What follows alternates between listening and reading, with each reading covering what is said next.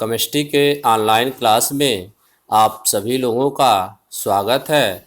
आज हम लोग एक न्यू चैप्टर एल्डिहाइड, कीटोन और कार्बोक्सिलिक एसिड को स्टार्ट करेंगे। इससे रिवाइज सिलेबस के अनुसार बोर्ड द्वारा 30% सिलेबस कम करने के पश्चात इस लेसन से कुल आपके 6 मार्क्स के क्वेश्चन आएंगे। ठीक है, तो इसमें हम सबसे पहले आप स्टडी करेंगे एल्डिहाइड एंड कीटोन्स। तो एल्डिहाइड एंड कीटोन्स क्या होते हैं? एल्डिहाइड और कीटोन्स में सबसे पहले हम जानेंगे इसमें कार्बोनिल यौगिक। एल्डिहाइड और कीटोन में आप जान लीजिए, जैसा कि आप एल्डिहाइड का फंक्शनल ग्रुप जानते हैं, क्रियात्मक समूह जानते हैं, CHO होता है, इसको ऐसे भी लिखा जाता है C++OH। और कीटोन का फंक्शनल ग्रुप आप जानते हैं, क्रियात्मक समूह CO, या इसको ऐसे भी लिखा जाता है। ठीक है, तो एल्डिहाइड एंड कीटोन होते क्या हैं? तो एल्डिहाइड और कीटोन दोनों को जैसे देखेंगे, एल्डिहाइड और कीटोन दोनों में CHO है, एक का COH है, और एक में क्या है CO है। तो दोनों में देखेंगे आप क्या समानता है दोनों में देखेंगे यह CO समूह है, इसमें भी है और इसमें भी है। ठीक है, दोनों में CO समूह है और 2 वैलेंसी है। एल्डिहाइड में देखेंगे केवल एक वैलेंसी है, एल्डिहाइड में एक वैलेंसी, जैसे CO समूह है तो 2 वैलेंसी कार्बन की हुई। यदि CO हम ले लें, या CO ऐसे C++O ऐसे ले लें जैसे इसमें लिखा जा रहा है, तो एक वैलेंसी यह है कार्बन की और एक वैलेंसी यह है। तो एल्डिहाइड में क्या है, एक वैलेंसी अवश्य ही हाइड्रोजन से जुड़ेगी और दूसरा वैलेंसी जो होगी किसी कार्बन से जुड़ेगी। ठीक है, और कीटोन में क्या होगी जो दोनों CO की वैलेंसी है, दोनों क्या होगी, वह कार्बन से ही जुड़ेगी। ठीक है, तो इसमें आप देखेंगे, इसमें एल्डिहाइड और कीटोन में जिसमें यह CO समूह उपस्थित होता है, जिसमें यह CO समूह उपस्थित होता है उसको हम कार्बोनिल यौगिक कहते हैं। क्या कहते हैं? कार्बोनिल यौगिक। तो वे कार्बनिक यौगिक जिनमें यह CO समूह उपस्थित होता है कार्बोनिल यौगिक कहलाते हैं। तो एल्डिहाइड और कीटोन दोनों क्या हैं? कार्बोनिल यौगिक हैं। ठीक है, तो कार्बोनिल यौगिक हैं। तो देखेंगे यहाँ कार्बोनिल है, जैसे यहाँ पे ये चीज़ कार्बनिक नहीं है, यहाँ पे कार्बोनिल हेडिंग है, कार्बोनिल यौगिक इंग्लिश में लिखा है कार्बोनिल कंपाउंड्स। तो वे कार्बनिक यौगिक जिनमें CO समूह उपस्थित होता है कार्बोनिल यौगिक कहलाते हैं। इनका सामान्य सूत्र क्या होता है? CnH2nO। कार्बोनिल यौगिक, किसी भी कार्बोनिल यौगिक का सामान्य सूत्र क्या होगा? CnH2nO। तो एल्डिहाइड और कीटोन क्या होते हैं? कार्बोनिल यौगिक कहलाते हैं। तो एल्डिहाइड क्या होते हैं? जैसा कि अभी आपको मैं बताया, कार्बोनिल समूह है या C++O। देख रहे हैं सब लोग, C++O 2 वैलेंसी इसकी रिक्त है, एक यह वैलेंसी पहली है या दूसरी है, चाहे कोई भी मान सकते हैं। तो एल्डिहाइड में यह अनिवार्य है, एक वैलेंसी क्या होगा, यह हाइड्रोजन से जुड़ेगा, इसीलिए इसका क्रियात्मक समूह क्या हो जाता है, देखेंगे CHO। क्या होता है क्रियात्मक समूह? एक वैलेंसी जो है किसी कार्बन, या कह सकते हैं एल्किल समूह। एल्किल समूह मतलब R से जुड़े, R मतलब क्या हो तो इसमें एक वैलेंसी क्या हो सकता है, हाइड्रोजन से भी जुड़ सकता है। कभी कभी जैसे यह कहा जाता है हाइड्रोजन से भी जुड़े, हाइड्रोजन से जुड़ा गया क्या होगा, SCHO। मतलब जो दूसरी वैलेंसी है वह हाइड्रोजन से जुड़ेगा या किसी एल्किल समूह से जुड़ेगा, यह चीज है इसमें। ठीक है, तो यहाँ पे लिखा गया जैसे देखेंगे CO, SCHO या RCHO। ठीक ना, दूसरी संयोजकता इसमें लिखा गया H से जुड़ेगा या एल्डिहाइड कहलाते हैं। इनमें क्रियात्मक समूह क्या होता है? CHO होता है, ये पहले से भी आप नामकरण पढ़े होंगे, उसमें भी जानते होंगे। इनमें क्रियात्मक समूह क्या होता है? CHO होता है। इनका IPSC नाम किस रूप में करते हैं? एल्केनल के रूप में कहते हैं। एल्केनल मतलब इनके संगत एल्केन से, इनके संगत जो एल्केन होते हैं, संगत एल्केन, इसमें से E हटा देते हैं और अल जोड़ देते हैं। क्या जोड़ देते हैं? अल जोड़ देंगे तो बराबर क्या आ जाएगा, एल्केनल। क्या जाएगा? एल्केनल। इनका IPSC नाम, जैसे मेथेन है, मेथेन में कितना कार्बन होता है? एक होता है ना। जैसे कोई एल्डिहाइड है, मान लीजिए जैसे सपोज करें कि HCHO है, तो HCHO कितना कार्बन CHO है तो एल्डिहाइड है, कितना कार्बन है? एक कार्बन है। तो मेथेन होगा, मेथेन में C हटा देंगे, अल जोड़ देंगे तो क्या हो जाएगा? मेथेनल। इसी तरह मान लीजिए CH3CHO हो तो कितना कार्बन हो गया इसमें, कार्बन श्रृंखला में, जैसे CH3 और यह CHO, कार्बन श्रृंखला में कितना कार्बन होगा? एक कार्बन, 2 कार्बन। तो क्या हो गया इसका एल्केन का नाम एथेन। एथेन में से जब हम एथेन हुआ या एथेन हुआ, एथेन में से ई हटा दें और अल जोड़ दें तो क्या नाम हो जाएगा, एथेनल हो जाएगा ना। यहाँ देख रहे होंगे स्क्रीन पर आप स्पष्ट दिखाई दे रहा है, ठीक है। तो इनका आईपीएसी नाम किस रूप में करते हैं, इनका आईपीएसी नाम एल्केनल के रूप में करते हैं। 11th क्लास में भी आप ये चीज़ें पढ़े हैं। तो कुछ एल्डिहाइडों के साधारण एवं आईपीएसी नाम नीचे दिए गए हैं, जैसे SCHO साधारण नाम इसका क्या है, फार्मेल्डिहाइड। CH3CHO क्या है, एस्टल्डिहाइड। यहाँ देखेंगे ये चीज़ दिया गया है CH2 डबल बॉन्ड CHCHO, इसका नाम है एक्रोलिन। ऐसी को आईपीएसी नाम लिखेंगे, जैसे इसका मान लीजिए कि CH2 डबल बॉन्ड CHCHO, तो बहुक्रियात्मक यौगिक है यह। ऐसे में वरीयता इसकी CHO की अधिक है, तो इसी से हम जुड़ा श्रृंखला लेते हैं, तो इसका 1 हो जाएगा, इसका 2 हो जाएगा, इसका 3 हो जाएगा। तो संगत एल्किन क्या हो जाएगा इसका, प्रोप टू इन, एल्किन है ना, प्रोप टू इन। 1 पे क्या है, अल है, इसका नाम यही लिखा गया प्रोप टू इन 1 अल, या प्रोप टू इनल भी लिख सकते हैं, इसका नाम ऐसे भी लिख सकते हैं प्रोप टू इन अल भी लिख सकते हैं, यहाँ अल लिखा है, ठीक है। तो यह चीज़ है, ठीक है। अब इसमें देखेंगे और एक यह दिया गया है, यह दिया गया एक और सूत्र दिया गया है CH3, इसका साधारण नाम देखिए दिया गया है CH3 CH Br CH2 CHO है या CHO है। तो देखेंगे CHO क्रियात्मक समूह, एक चीज़ जानेगा आप, किसी भी क्रियात्मक समूह से जुड़े, जो क्रियात्मक समूह होता है उससे जुड़े कार्बन को यहाँ टिक कर रहे हैं, अल्फा कार्बन कहते हैं। इस अल्फा, जैसे ये अल्फा का कार्बन हो गया, अल्फा कार्बन से जुड़े कार्बन को बीटा कार्बन कहते हैं, ठीक है। तो इतने का साधारण नाम, जैसे यदि Br नॉर है, यदि यह है Br नॉर है, यदि यह है मतलब CH3 CH2 CH2 और CH2, इसका नाम होगा ब्यूटरेल्डिहाइड। साधारण नाम क्या होगा, ब्यूटरेल्डिहाइड। इसमें चूंकि यहाँ पे बीटा पोजीशन पे देखेंगे, यहाँ बीटा पोजीशन पे यहाँ पे एक H हट जा रहा है, जैसे ये एक H हट जाए या ये H नॉर है और यहाँ पे क्या आ जाए, Br आ जाए, इसीलिए इसका नाम लिखा गया। साधारण नाम देखेंगे यहाँ पे मैं घेर रहा हूँ, beta bromo butyraldehyde, beta bromo butyraldehyde. IUPAC नाम क्या हो जाएगा देखेंगे, 1 2 3 और यह 4, नंबरिंग देख रहे होंगे सब लोग, ठीक ना। तो क्या हो जाएगा, ब्यूटेनल। तीसरे पे क्या है, ब्रोमो। तो आईपीएसी नाम यहाँ पे देखेंगे, यहाँ पे आईपीएसी नाम लिखा गया है 3 ब्रोमो ब्यूटेनल, ठीक है। इसका देखेंगे साधारण नाम, आईपीएसी नाम दोनों एक ही है, बेंजल्डिहाइड। क्या है, बेंजल्डिहाइड। और एक यह देखेंगे, एक दिया है CH डबल बॉन्ड CHCHO, ये चीज़ है, ऐसे बेंजीन रिंग बनाया गया, देखेंगे बेंजीन रिंग बना के ये देखेंगे CH डबल बॉन्ड CHCHO बना गया है ना।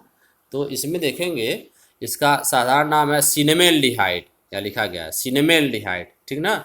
आईपीएसी नाम क्या हो जाएगा, आईपीएसी नाम के लिए इसमें हम नंबरिंग करेंगे, या 1 कार्बन हो गया, या 2 हो गया, या 3 हो गया, है ना। तो तीसरे पे यह जो ग्रुप है यह C6H5 है, क्या है C6H5, इसका नाम फेनिल है, क्या है फेनिल। तो फेनिल, तो 3 फेनिल आज 3 कार्बन से क्या हो जाएगा, प्रोप 2 इन 1 पे अल है, तो 3 फेनिल 2 प्रोपिनल।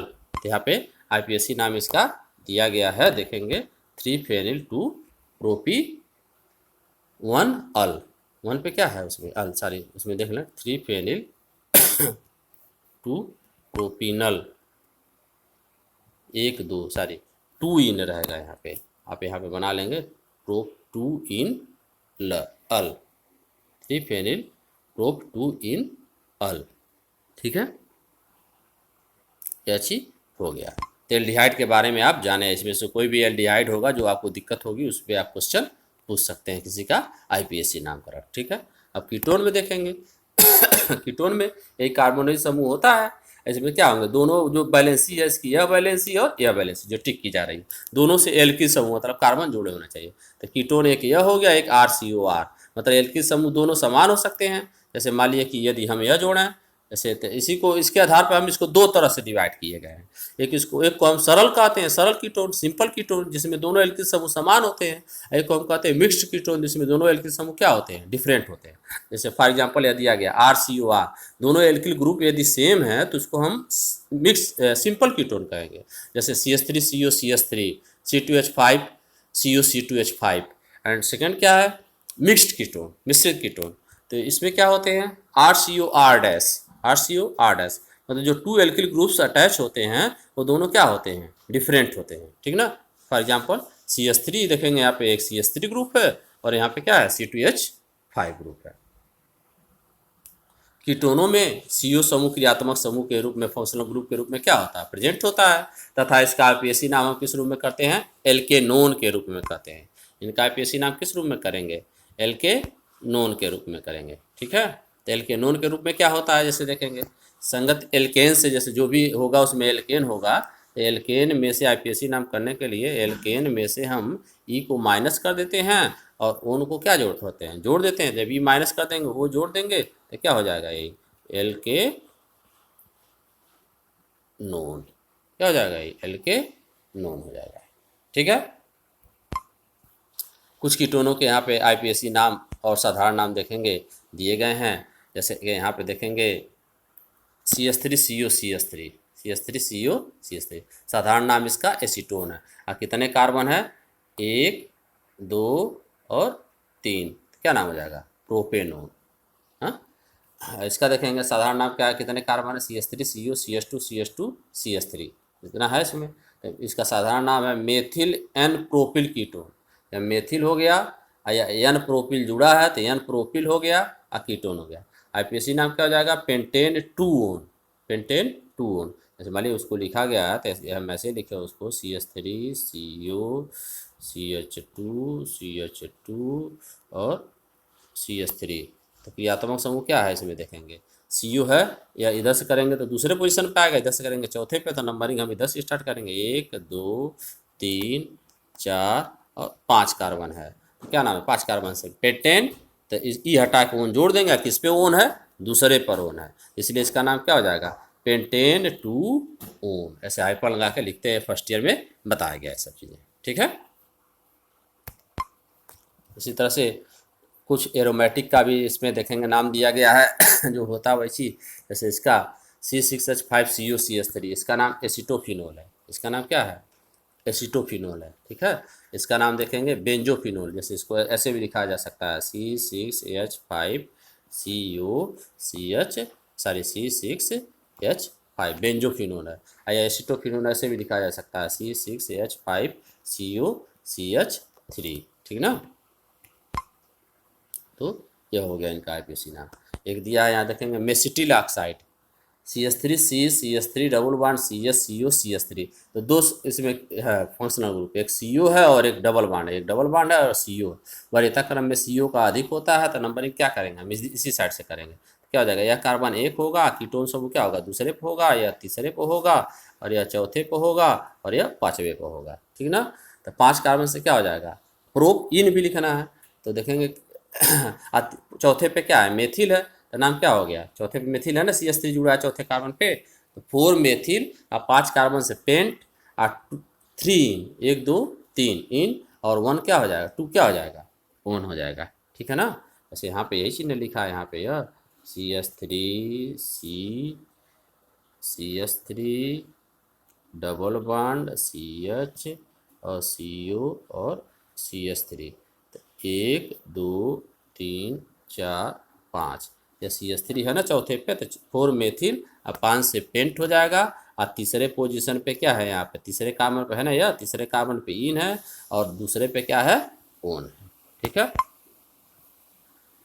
ये तो हो गया आपका कीटोनों का IPSC नामकरण, आसान है, आप उसे देखेंगे। अब आगे जानेंगे आप कार्बोनिल समूह की संरचना, कार्बोनिल समूह की संरचना।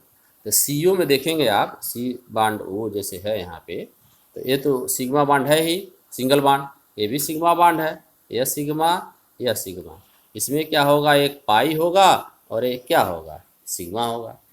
तो कार्बोनिल यौगिक में CO समूह पे जैसे देखेंगे आप, जो CO समूह है यह,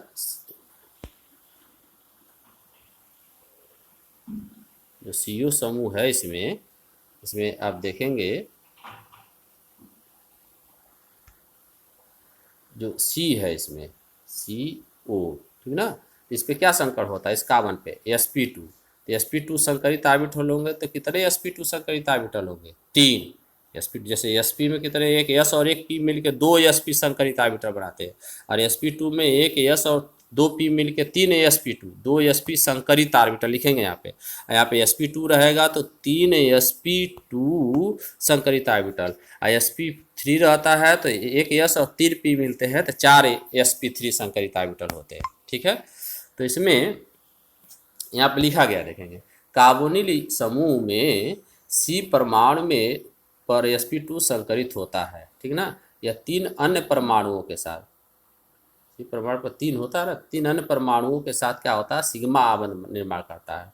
C परमाणु का जो एक संकरित ऑर्बिटल होगा, C परमाणु का असंकरित p ऑर्बिटल, कौन सा p ऑर्बिटल, असंकरित p ऑर्बिटल। जैसे कार्बन के पास 4 p ऑर्बिटल होते हैं, कार्बन का एक्साइटेड स्टेट में इलेक्ट्रॉनिक विन्यास लिखते हैं तो 4 उसमें होते हैं ना। जैसे कार्बन का ग्राउंड स्टेट में इलेक्ट्रॉनिक विन्यास लिखते हैं तो 1s2 2s2 2p2 होता है, 6 होता है। और कार्बन का एक्साइटेड स्टेट में है, एक्साइटेड स्टेट मान के लिखा गया है एक्साइटेड स्टेट में, तो यह 2s का इलेक्ट्रॉन उसमें चला जाता है तो 1s2 2s1 2p3 2p3। इसको हम लिखते हैं 2p3 मतलब 2s का एक इलेक्ट्रॉन, जैसे 2s का एक इलेक्ट्रॉन और 2p का यहाँ पे 3 इलेक्ट्रॉन, तो p में क्या 3 इलेक्ट्रॉन, तो sp2 संकरण कर रहा है तो sp2 संकरण में एक s और 2p, तो ये sp2 हो गया, नीचे बनाया ना एक s और 2p। तो यह जो मैं घेर रहा हूँ यह p ऑर्बिटल क्या होता है, असंकरित होता है। तो कार्बन को वही असंकरित p ऑर्बिटल तो देखेंगे यहाँ पे बनाया जा रहा है। जैसे कार्बन पे, जैसे मान लीजिए कि यह है कार्बन, ठीक है, तो यह तो सिग्मा बॉन्ड हो गया, यह सिग्मा बॉन्ड हो गया, तो यह भी sp2 आपका हो गया और यह भी आपका sp2 हो गया, और यह मान लीजिए कि एक यह भी ऑक्सीजन के साथ सिग्मा बॉन्ड हो गया ना। तो इस कार्बन पे क्या होगा, एक असंकरित p ऑर्बिटल होगा, ऐसे मैं बना रहा हूँ। ऑक्सीजन पे भी एक असंकरित p ऑर्बिटल होगा, तो दोनों क्या करेंगे, या असंकरित p ऑर्बिटल होगा तो दोनों क्या करेंगे, लेटरल ओवरलैपिंग, पार्श्वीय अतिव्यापन, यह p और यह p ऑर्बिटल, तो यही p ऑर्बिटल करके यह कौन सा बंध बना लेते हैं, सिग्मा बंध। जो सिग्मा बंध बनता है यहाँ पे नीचे प्रदर्शित किया जा रहा है देखेंगे, C डबल बॉन्ड O। यह तो आपका सिग्मा है sp2, यह भी sp2 है, और यह देखेंगे यह सिग्मा बॉन्ड यह भी sp2 है, और यही क्या हो जाएगा आपका पाई बॉन्ड हो जाएगा, ये क्या हो जाएगा आपका पाई बॉन्ड हो जाएगा, ठीक है। तो ऊपर इसमें ये सब चीज़ देखेंगे, इसमें समझाया गया पाई बॉन्ड अतिव्यापन से बनता है उसका, ठीक है, तो आप उसमें देख लेंगे, ठीक है। और इसमें देखेंगे C और O में, C और जैसे यह C और O है, किसकी विद्युत ऋणात्मकता अधिक होती है, O की। तो जो यह साझे के इलेक्ट्रॉन सिग्मा और पाई बॉन्ड में कौन, जैसे यह सिग्मा है और पाई है तो कौन बॉन्ड टूटेगा, पाई बॉन्ड वाला, तो यह इलेक्ट्रॉन क्या होगा, कार्बन से ऑक्सीजन की ओर चला आएगा। जब चला आ जाएगा तो क्या बन जाएगा देखेंगे, या तो C हो गया, यहाँ पे O चलाएगा तो यहाँ माइनस हो जाएगा, यहाँ पे क्या हो जाएगा प्लस हो जाएगा। तो यह क्या हो जाता है, ध्रुवी हो जाता है, क्या हो जाता है, ध्रुवी हो जाता है, ठीक ना। तो ध्रुवी हो जाता है तो देखेंगे यह C पे प्लस हो गया, C पे क्या हो गया प्लस हो गया। तो कार्बन एक यह इलेक्ट्रॉन से ही मतलब इलेक्ट्रोफिलिक की तरह से, मतलब इस पे कौन सा चीज़ आक्रमण करेगा, जिसको यह इलेक्ट्रॉन स्नेही की तरह आक्रमण करेगा, मतलब लुईसम।